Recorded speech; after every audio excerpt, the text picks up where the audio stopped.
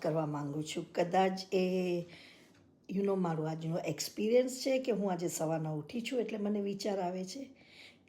આપણે છે ને કિંમત નથી જોવાની, આપણને એક મૂલ્યવાન બનવું છે. આ બંને સાંભળવા માટે છે ને બહુ એક સરખા જેવા લાગે છે, પણ ખરેખર જોવા જઈએ તો આ બંનેનો મતલબ પણ અલગ છે. આપણે છે ને કિંમત કે દરેક વસ્તુની આપણે કે કિંમત જણાવીએ છીએ. ઘરની કિંમત છે, કારની કિંમત છે, પણ ખરેખર એ કિંમત ત્યારે વધે છે જ્યારે કે એ વ્યક્તિની સાથેથી ચાલે છે.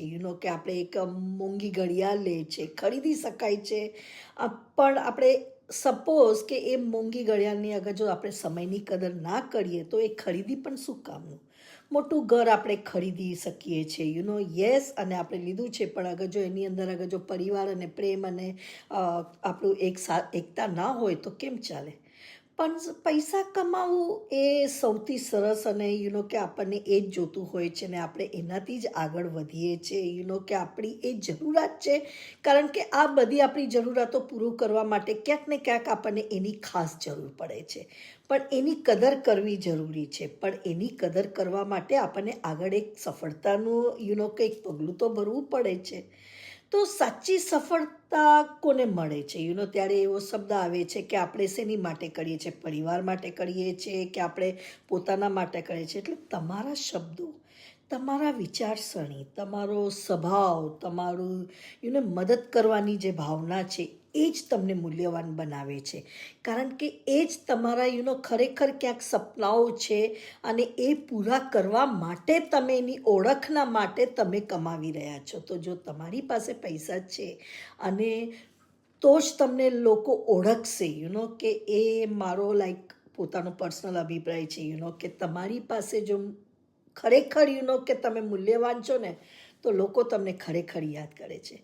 જીવનમાં એવા વ્યક્તિઓ પણ આપણે ખરેખર બની જઈએ છીએ જ્યાં આપણી હાજરી આપણી કે લોકોની સામે આપણે આપી શકીએ છીએ, આપણે આશા મેળવી શકીએ છીએ, આપણે પ્રેમ મળી શકે છે. ઘણું બધું બદલાઈ જાય છે, અને ખરેખર ત્યારે આપણે કહીએ છીએ કે આપણો સમય બદલાઈ ગયો છે, પરિસ્થિતિ બદલાઈ ગઈ છે, પૈસો પણ છે, અને કે આપણે કામ પણ કરી રહ્યા છીએ, અને આપણે આગળ વિચારી રહ્યા છે.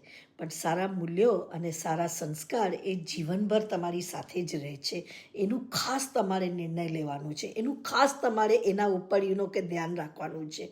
માત્ર સફળ નહીં પણ ખરેખર કિંમતી બનો, અને એવું કિંમતી બનો કે હરેક વ્યક્તિના મોઢા પર કે ક્યાંક ને ક્યાંક કે વિકાસ પોતાનું આવતું હોય ત્યાં એમને તમારી યાદ આવે કે તમે એમની પાછળ છો, એમ કે એમને એવું લાગવું જોઈએ.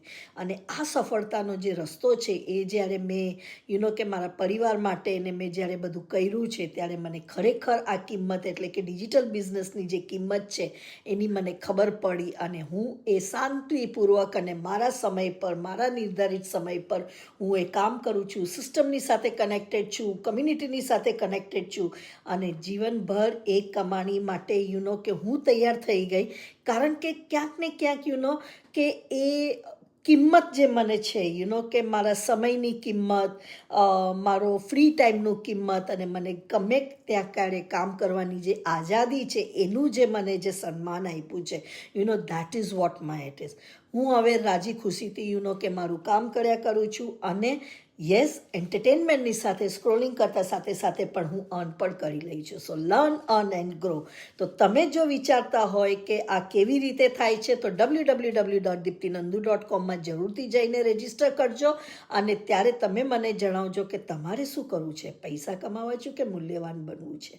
સો that's my question to you. મને રિપ્લાય કરીને ઇન્ફોર્મ કરજો. Thank you.